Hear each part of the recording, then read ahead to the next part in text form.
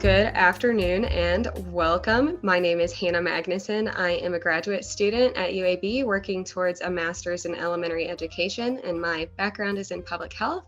I'm here today with my peers and colleagues, Zoe Donahue and Al Munther. You guys want to introduce yourselves? So my name's Zoe Donahue. I am currently pursuing a degree in elementary education, and I've always wanted to be a teacher, so it kind of goes into our topic for today and the importance of what we're going to be talking about. And hi everybody, that's Al. So I'm doing a chemistry degree with a minor of public education, and I'm originally from Middle East, from Oman, and I'm real glad to be here today with you guys. Awesome. So today we are going to be discussing the importance of diversity in the classroom. We're going to look at it from a high-level perspective, as well as specific ways that educators can begin to foster more diversity in their classrooms right now. So before we dive in, I wanted to kick things off with just a little icebreaker. So, what is diversity? How would you guys personally define diversity? I'll kick it off. So when I think of diversity, I think of a lot of different things, and I think it all pertains to someone's personal identity and how that affects that. So it could be their age, their race, their socioeconomic status, but everything kind of goes together and creates that identity. Yeah, that's correct. I believe it's like a state of variety in the classroom.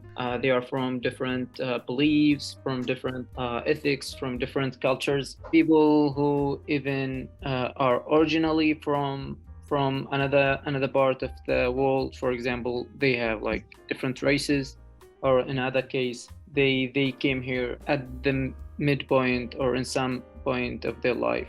So diversity is a very wide definition. Yeah, absolutely. To me, diversity is all of the things that makes us different. But I think the cool thing about diversity is even though, it's encompassing our differences, it's also kind of the thing that connects us because we are all different. So that's something we have in common. I also think of, I'm thinking diversity, I think of just the living world. It's natural. We have diversity in our plants, our animals, and it's essential. For this project, we've been looking at kind of a range of classroom components that can aid educators in their endeavors to foster diversity. And that's going to include some instructional methods, classroom materials, and classroom environment.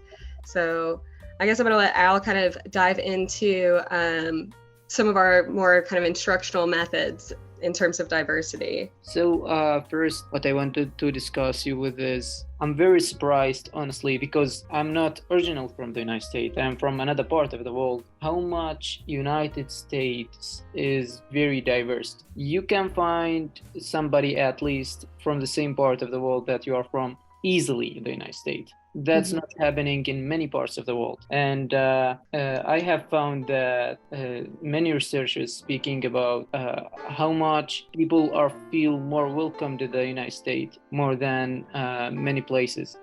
So that's the first thing that was my first impression about coming here to the United States. But through education and classes, I found a research that makes me real surprised about it, is that from 1995, more than 20% of white Americans have been dropped in the classes and have been replaced by an increase of 5% of Hispanic and Asian Americans.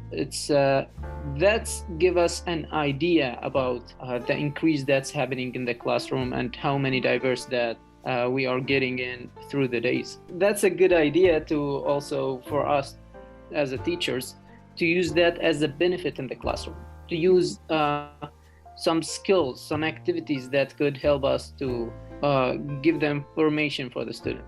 I think that there is many activities, there is many different ways that teacher could use to implement diversity in the classroom. And one of those ways is activating small groups activities. I have found a research that about small groups. It's called small groups people learning. There is many benefits about small groups activities. especially for EB English bilingual students. First, I can mention many of them.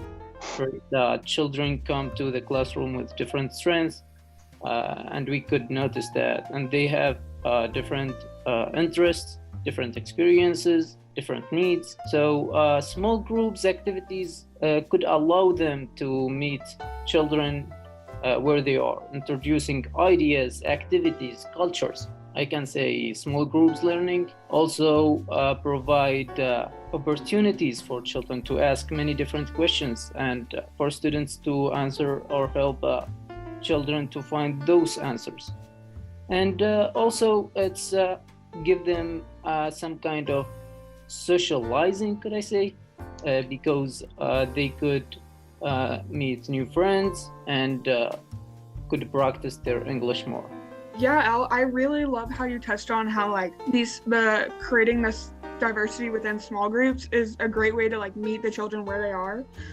Because I mean, you can kind of relate it back to what we've learned and are learning within our own class at Taryn, how, you know, all of these students are at different levels, but we're able to create these individualized plans for them and meet them where they're at and help them grow from where they are.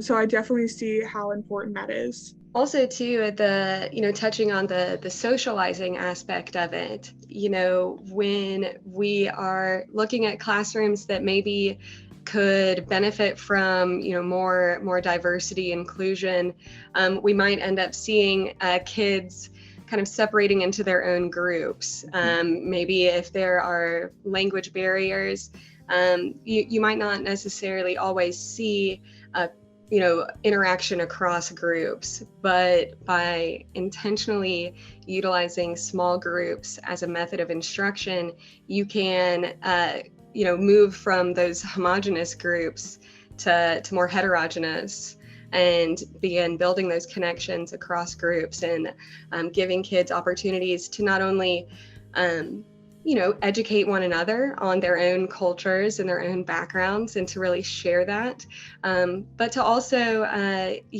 develop those linguistic skills by using the English language, for example, in multiple contexts. Yeah. So I can really see how small groups can be a huge benefit and a really, really excellent tool in terms of incorporating diversity into our classrooms. Yeah, that's correct. And also, like through our studies in Tarrant, we could notice how does some students share specific kind of smartness while others don't have it. For example, some of them are smart in math, but some others are smart, are linguistically smart.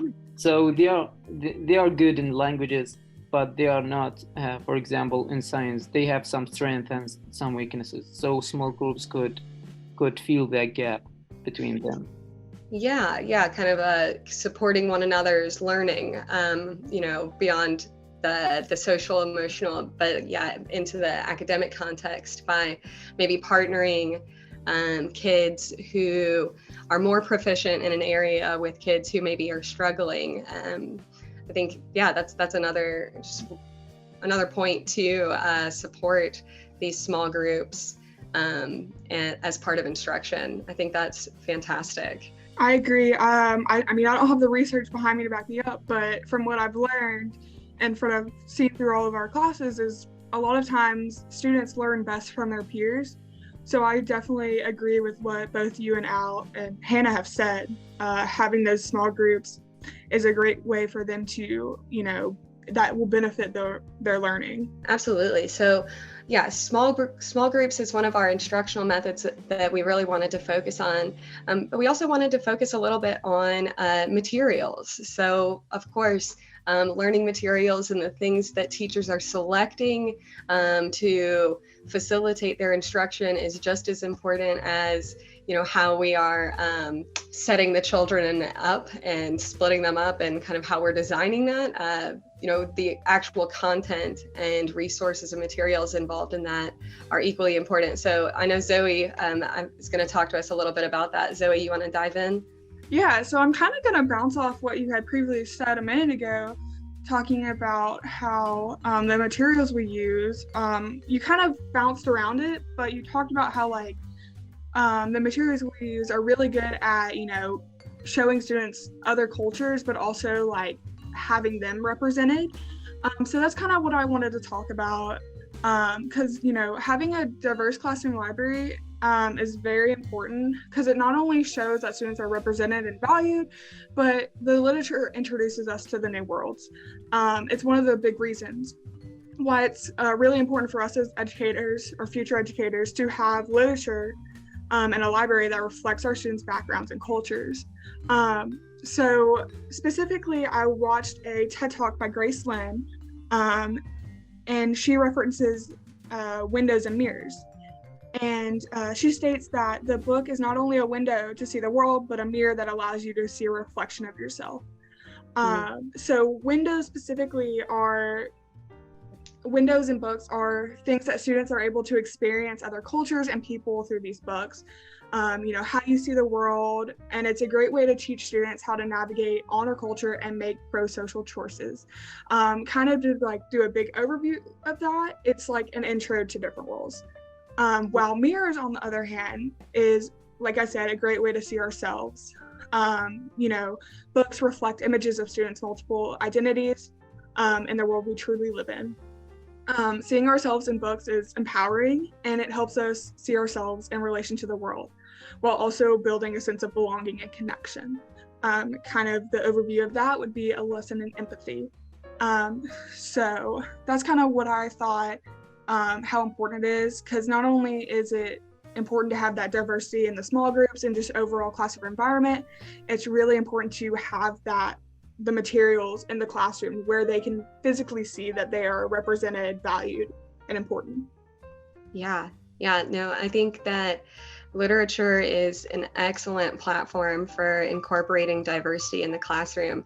It's like, first off, just as, as an educational or as educational materials, literature is it's varied. We've got lots of variation. We've got literature that is, widely diverse to meet students' individual learning needs. We've got predictable texts, decodable texts, leveled texts. And then, we can go further into genres like poetry and graphic novels, even comic books, all provide various points of accessibility for students depending on their literacy development. So, we've got genres, we've got, educational conditions, but then the actual subject matter gives us even more opportunity to incorporate that diversity by choosing, books and stories that are going to be, like Zoe was saying, representative of our students, because kids need to be able to see themselves. We know that learning doesn't happen in a vacuum. We need learning to be contextualized, and learning is going to be more powerful when that context is something that we can make personal connections to. Well, I think that we have touched on all of the points that we had planned to hit on today. We hope that this was a, informational, educational, and enjoyable podcast. And we thank you for listening. Yeah, thank you guys for listening. If you're interested in reading or listening to the TED Talk, I completely think you should. What was that TED Talk again? It's Mirrors and Windows by Grace Lin. She's an author and illustrator. Right on. Definitely check that one out. It's a gold mine. And just, for all of our future educators out there and our current educators, just keep being intentional and keep being aware, and keep fostering that diversity in your classroom, because it has a much larger impact than just, the here and now. It's important, and it's necessary for us for the future too.